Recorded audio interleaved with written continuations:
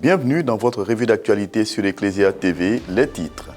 Bénédiction d'un centre d'écoute et de recherche à Grand-Bassam, le diocèse de Grand-Bassam a officiellement inauguré son centre d'écoute, de psychologie, de formation et de recherche dénommé le Puy d'Issy. L'ouverture et la bénédiction ont été assurées par le vicaire épiscopal du secteur pastoral de Grand-Bassam, le père Constant Digbeblé, représentant Monseigneur Raymond Awa. Cet équipement pastoral vise à offrir un espace de soutien et de réflexion pour la communauté locale. Noël à Bingerville, une nuit sous le signe de l'humilité. C'est dans une atmosphère recueillie que la paroisse Saint-Augustin de Bingerville a célébré la messe de la nuit de Noël. Présidée par son curé, le père Sylvain Kwasi-Nguessan, la cérémonie a mis en lumière l'humilité en écho à la simplicité de la crèche. Un moment qui a rassemblé la communauté autour du sens profond de l'avènement de Jésus-Christ. Merci de vous informer sur Ecclesia TV. Débutons cette édition d'information par un acte fort du diocèse de Grand-Bassam qui s'est doté d'un outil majeur de soutien psychologique et spirituel avec l'inauguration du centre Le Puy d'Issy, un cadre dédié à l'écoute, à la formation et à la recherche qui a été officiellement béni par le père Constant Digbeblé, vicaire épiscopal du secteur pastoral de Grand-Bassam, représentant Monseigneur Raymond Awa, évêque du diocèse de Grand-Bassam. Ce lieu symbolise ainsi l'engagement de l'Église à accompagner les fidèles dans toutes les dimensions de leur vie. Pierre Richemont, Myriam Roxane Hainaut. J'ai une très bonne nouvelle pour les fils et filles du diocèse de Grand-Bassam et pour tous ceux qui voudraient en profiter.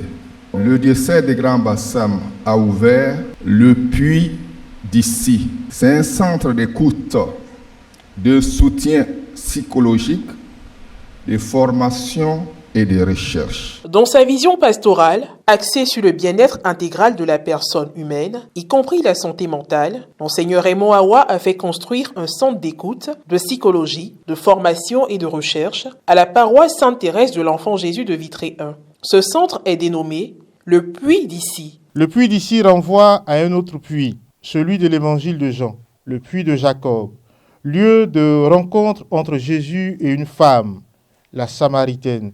Rencontre improbable, expérience formidable, lieu de non-jugement, début d'une nouvelle vie pour la femme.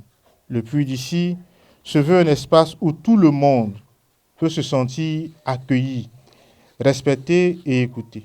L'ouverture officielle et la bénédiction du centre ont eu lieu le mardi 23 décembre dernier en présence de plusieurs prêtres, parmi lesquels le révérend père Constant Digbeblé, vicaire épiscopal du secteur de Bassam, représentant l'évêque, sans oublier la chefferie du village de Vitré 1 et d'autres invités. Le père Armel Akafou a exprimé sa joie de voir sa paroisse abriter ce centre. Merci infini au diocèse de Grand-Bassam d'avoir osé cette action inédite. Il ne pouvait en être autrement, car l'histoire nous enseigne que le diocèse de Grand-Bassam est la porte de la foi en Côte d'Ivoire. Madame Kropa, coordonnatrice du chantier de construction du centre, a instruit l'Assemblée sur le projet. Le Puy d'Issy est le résultat d'un projet conçu en 2 phases. La première phase qui s'est déroulée sur 3 semaines et 4 jours. La deuxième phase qui a duré 2 mois, d'octobre à novembre 2025. Ce centre sera sous la responsabilité du père Moïse Karim, docteur en sciences psychologiques et éducation. Il a présenté les objectifs de ce centre. Le centre a notamment pour mission d'apporter un accompagnement professionnel et humain à travers les actions suivantes. Offrir un espace d'accueil et d'information sur les troubles psychologiques. Proposer des consultations individuelles, conjugales et familiales. Orienter les personnes vers des dispositifs médicaux, sociaux ou ecclésiaux adaptés lorsque cela est nécessaire. Mener des actions de sensibilisation communautaire autour des enjeux de santé mentale. Après les allocutions, il y a eu la coupure du ruban, la bénédiction des locaux et la visite du centre. Et donc ici, on a un autre bureau qui est dans la même configuration que le bureau dans lequel on était, donc accompagnement individuel. Au départ, on s'était tous étonnés, on était surpris, parce qu'on ne pensait pas que ça pourrait se réaliser de cette façon. Mais aujourd'hui, au vu de la visite, il n'y a pas... C'est étonnant.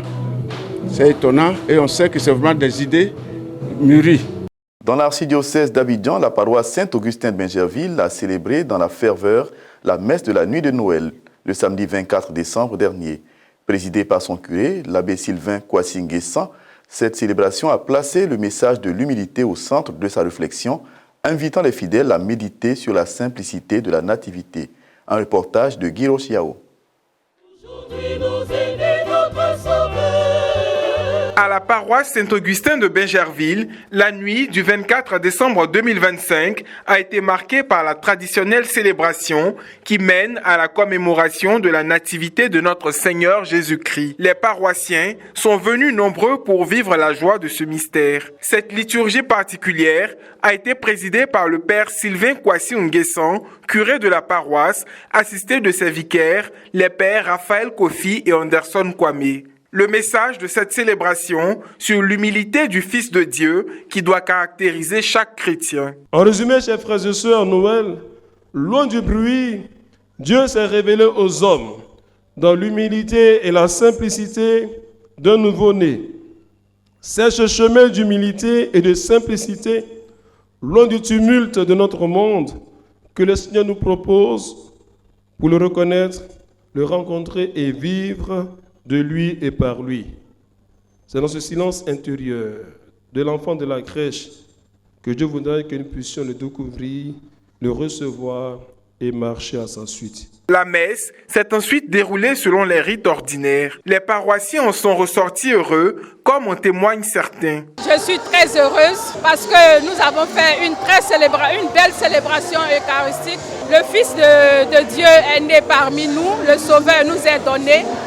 Et nous nous réjouissons pour cette grâce que nous avons reçue au cours de cette messe. La fête de Noël est la naissance du Seigneur Jésus. Ce n'est pas seulement se donner les cadeaux aux enfants, mais c'est aussi recevoir le cadeau de la part de Dieu. Parce que Jésus vient pour sauver le monde, il vient pour nous sauver, il vient pour remettre nos péchés à zéro. Et cette messe a été vraiment très spirituelle. Nous avons célébré la naissance du Fils de Dieu dans notre humanité. Noël, c'est la célébration de l'incarnation de la venue dans notre monde du Fils de Dieu en vue de notre salut.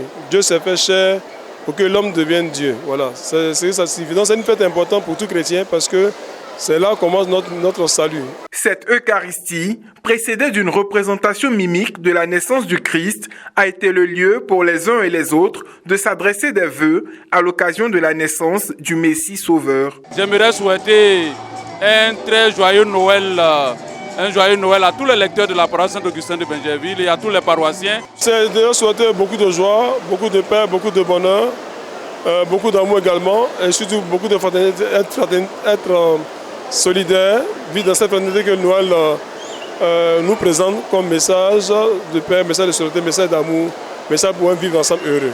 Allons à présent dans le diocèse de Yopougon pour un tout autre sujet. Si Noël célèbre la Sainte Famille de Nazareth, l'Église invite à cette occasion également à contempler et à fortifier chaque foyer chrétien.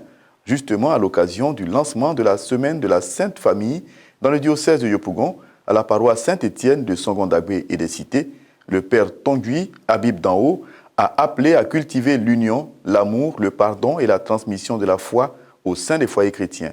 Au cours d'une célébration marquée par un partage fraternel avec les présidents paroissiaux des associations familles chrétiennes, des témoignages sur l'importance de cette initiative diocésaine. Alex Bakobasso. La messe d'ouverture de la semaine diocésaine de la Sainte Famille de Yopougon s'est ouverte le dimanche 21 décembre dernier à la paroisse Saint-Étienne de Songondagbe et les Cités. Présidée par le père Tongui Habib d'en-haut, les membres de l'association Famille chrétienne AFC ont été exhortés à valoriser la cellule familiale comme lieu de rencontre avec Dieu et d'éducation à la fois. L'élément fondateur de notre foi, il n'y en a pas. Et puis vous voulez que Dieu vienne vous sauver. Vous ne le représentez pas. Et puis vous voulez qu'il vienne nous sauver. Sauver comment? Comment il va vous sauver? S'il n'a pas d'endroit où rester. Vous n'avez pas fait d'endroit où il va venir rester. Maintenant, il va rentrer. Il ne peut pas rentrer. Parce que chez vous, vous n'avez pas prévu un endroit où il va venir rester. Une action liturgique ponctuée par la procession d'offrandes par les familles, un sketch sur l'entraide, des témoignages et un partage. Lors du partage fraternel avec l'ensemble des présidents paroissiaux, l'aumônier diocésain de l'AFC de Yopougon a invité les couples et les familles à la concorde, à la fidélité et à l'amour. Il faut que chaque famille puisse tirer parti de l'association famille chrétienne et à trouver une réponse dans cette association-là qui lui correspondent. C'est d'abord le curé ou bien l'aumônier qui doit aider à travers un bon enseignement pour que chaque famille se retrouve Il y a tellement de problèmes dans les familles qu'il faut les identifier. Quelques délégations se prononcent sur cette activité diocésaine. La famille est le socle de l'humanité. Sans la famille, rien ne bouge. Donc pour cette semaine, nous veillerons à ce que nos familles soient solides. Nous veillerons à ce que nous puissions nous visiter, rendre visite aux différentes familles, aux couples qui ne s'entendent pas. On demande à toutes les familles de se mobiliser, d'être unies, d'organiser des prières comme le Monet l'a dit, les chapelets en famille. Et le dimanche prochain, il faudrait que chaque paroisse soit engagée pour la fin de la semaine de la Sainte Famille. Auprès des familles, vraiment, nous faisons beaucoup l'assistance sociale. Nous visitons nos membres, que ce soit frappés par le malheur comme le bonheur.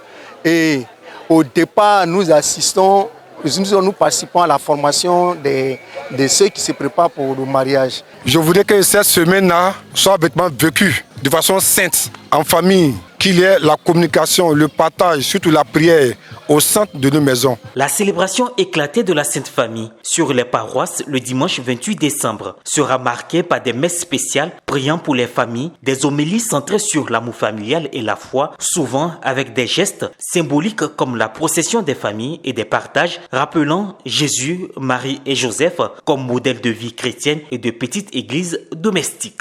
Ainsi s'achève notre tour d'horizon de l'actualité religieuse et sociale. Merci de nous avoir suivis et d'être toujours fidèles au programme d'Ecclesia TV, la télévision nationale catholique de Côte d'Ivoire.